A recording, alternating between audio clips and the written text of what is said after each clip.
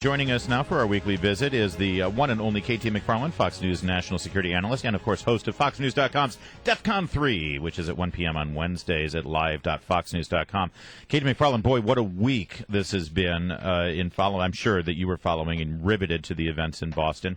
Now that we know that these terrorists were linked in some way to Chechnya, I've really been looking forward to hearing from you. If you can shed us a little light about our relationship with Chechnya, why a Chechnyan terrorist would specifically come to America when their beef is with Russia. What is your take on this? It's a couple of things. I think that the important thing is not so much Chechnya. This is a new wave of terrorists.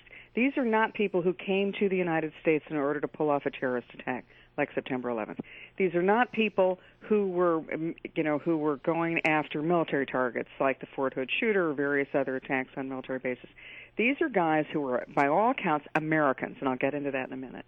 And somehow, during the course of a year or two, they got turned from normal to radical, and they got radicalized, and they got to the point where they had crossed over that threshold where it's okay to kill women and children. And if I die in the process, that's okay too. And once you go there, once you get over that threshold, then it's easy. It's cheap to assemble these IEDs. It's easy to find large-scale public places where you can kill a lot of innocent people. And that, to me, is the biggest story of all, is this new phenomenon in America. You know, in Britain, I talked to the head of MI5 in the U.S., and he said, years ago, Americans always prided themselves on immigrants. And by second generation, Americans were totally assimilated, unlike in Great Britain, where they weren't. And that's why you had all these bombings in Britain. It was the Pakistani terrorists who were the second generation. This is the first time we've really seen it in America, where it's somebody who was on a normal track. All right, so we now know that the FBI had at least the older brother on a watch list. There were concerns that were raised by the Russians. There was an investigation. They decided they really couldn't do anything about it. However, when it came time for that now dead brother to become an American citizen, apparently there was enough in his file that they could say no. Yeah. So what happened here? I mean, it seems like a ball got dropped somewhere. Intelligence services are really good after the attack finding the guys, but it looks like there was a lot that slipped through the cracks. Was it political correctness? My guess is, yeah. I think that when you've got an administration, it's like Harry Potter movies.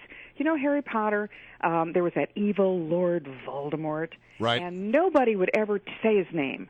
They said, he who must not be named, because they thought if they said his name, it would give him power. Well, the Obama administration's like that with terrorists. They're never going to call it what it is. They don't say Islamic extremists. They don't call them jihadists. They don't call them Muslim fundamentalists. They just won't use those words.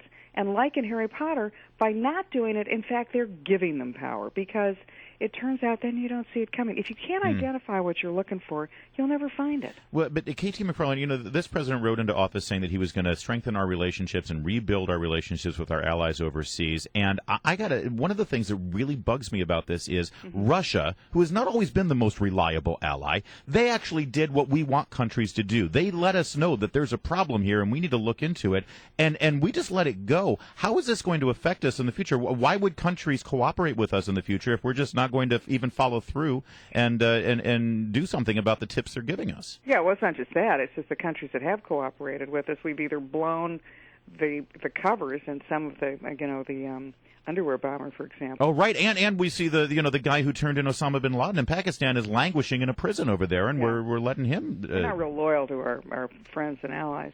I think it's an enemy-centric foreign policy. But, I think the important point is that yours, though. When Obama administration came in, we're going to have outreach to the Muslim world. They're going to love America. War on terror is going to be over. And then once they got bin Laden, they said, right, hands clean. We're done with this. On to the next. Obamacare, rewriting American domestic society. But too soon, because it really wasn't over, and in fact it's morphed into something different. There's something I would tell everybody who's listening to go to the Fox News website, and there's an article by a young woman, and I convinced her to write it. It's entitled, I Know the Boston Marathon Bombing Suspects. My daughter came to me last week after they put the pictures up online of the terrorists, and a friend of hers from college knew the family. And so the girl wrote this article, and it shows how over the 5 years that the girl, her name is Alyssa Kilzer, and her mom would go to the Tsarnaev family apartment to go for facials because Mom was a beautician. And so they would go every couple of months, and they saw the mom, the two sisters, and the two brothers. The oldest is dead. The youngest one is in custody.